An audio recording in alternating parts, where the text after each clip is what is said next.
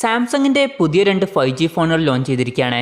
Samsung A51 5Gയും അതുപോലെ Samsung A71 5Gയും. ഇപ്പോൾ ഉള്ളതിൽ ഏറ്റവും വില കുറഞ്ഞ സാംസങ്ങിൻ്റെ 5G phone Samsung A51 5G ആണ്. ഇന്ന് നമ്മൾ നോക്കാൻ പോകുന്നത് സാംസങ് A51 5Gയുടെ വിശേഷങ്ങളാണ്. അതിനു മുമ്പ് ഇതുപോലുള്ള വീഡിയോസ് ഇനിയും കാണാൻ താല്പര്യമുണ്ടെന്നുണ്ടെങ്കിൽ ഈ ചാനൽ ഒന്ന് സബ്സ്ക്രൈബ് ചെയ്യാവുന്നതാണ്. പിന്നെ അടുത്ത് വരുന്ന ഒരു ബെല്ലൈക്കണും കൂടി എനേബിൾ ചെയ്ത് വെച്ചാൽ ഞാൻ വീഡിയോസ് അപ്ലോഡ് ചെയ്യുമ്പോൾ തന്നെ നിങ്ങൾക്കതിൻ്റെ നോട്ടിഫിക്കേഷൻ ലഭിക്കുന്നതായിരിക്കും. സാംസങ് A51 5G വരുന്നത് 6.5 ഇഞ്ചിൻ്റെ ഫുൾ HD+ ഡിസ്പ്ലേയുമായിട്ടാണ്.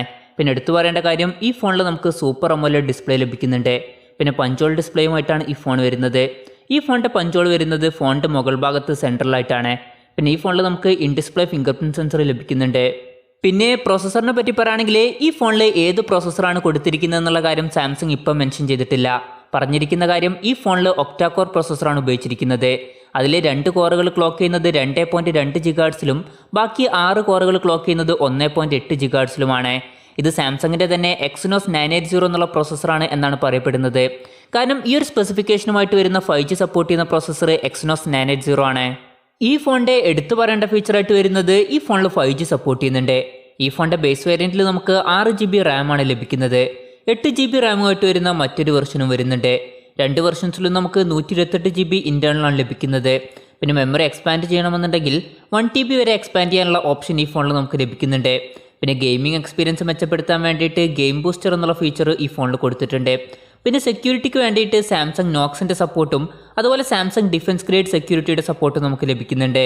ആൻഡ്രോയിഡ് 10 ബേസ് ചെയ്തിട്ടുള്ള 1 UI സോഫ്റ്റ്വെയറുമായിട്ടാണ് ഈ ഫോൺ വരുന്നത്. ക്യാമറയെ പറ്റി പറയുകയാണെങ്കിൽ ഫോണിൻ്റെ പിന്നിൽ നമുക്ക് 4 ക്യാമറ സെൻസേഴ്സാണ് ലഭിക്കുന്നത്. 48 മെഗാപിക്സലിൻ്റെ f2.0 അപ്പേഴ്സിൽ വരുന്ന മെയിൻ സെൻസറാണ് വരുന്നത്. പിന്നെ 12 മെഗാപിക്സലിൻ്റെ f2.2 അപ്പേഴ്സിൽ വരുന്ന അൾട്രാ വൈഡ് ആംഗിൾ ലെൻസ് വരുന്നുണ്ട്. പിന്നെ 5 മെഗാപിക്സലിൻ്റെ f2.2 അപ്പേഴ്സിൽ വരുന്ന ഡെപ്ത് സെൻസറും 5 മെഗാപിക്സലിൻ്റെ f2.4 അപ്പേഴ്സിൽ വരുന്ന മാക്രോ ലെൻസും വരുന്നുണ്ട്. 38,000 രൂപ പ്രൈസ് റേഞ്ചിൽ വരുന്ന ഫോണായിട്ട് കൂടി ഈ ഫോണിൽ ടെലിഫോട്ടോ ലെൻസ് ഒന്നും കൊടുത്തിട്ടില്ല. പിന്നെ നല്ല സ്റ്റേബിൾ ആയിട്ടുള്ള വീഡിയോസ് റെക്കോർഡ് ചെയ്യാൻ വേണ്ടിയിട്ട് സൂപ്പർ സ്റ്റഡി വീഡിയോ എന്നുള്ള ഫീച്ചർ ഈ ഫോണിൽ കൊടുത്തിട്ടുണ്ട്. ഫോണിൻ്റെ ഫ്രണ്ടിൽ നമുക്ക് 32 മെഗാപിക്സലിൻ്റെ f2.2 അപ്പേഴ്സിൽ വരുന്ന സെൽഫി ക്യാമറയാണ് ലഭിക്കുന്നത്. ബാറ്ററിയെ പറ്റി പറയുകയാണെങ്കിൽ 4500 mAh ബാറ്ററിയുമായിട്ടാണ് ഈ ഫോൺ വരുന്നത്. പിന്നെ 15 വാട്ടിൻ്റെ ഫാസ്റ്റ് ചാർജിങ് സപ്പോർട്ട് ചെയ്യുന്നുണ്ട്. 38,000 രൂപ പ്രൈസ് റേഞ്ചിൽ കുറച്ചും കൂടി കൂടിയൊരു ചാർജിങ് സ്പീഡ് ലഭിച്ചിരുന്നെങ്കിൽ നന്നായേനെ എന്നതാണ് എൻ്റെ ഒരു അഭിപ്രായം.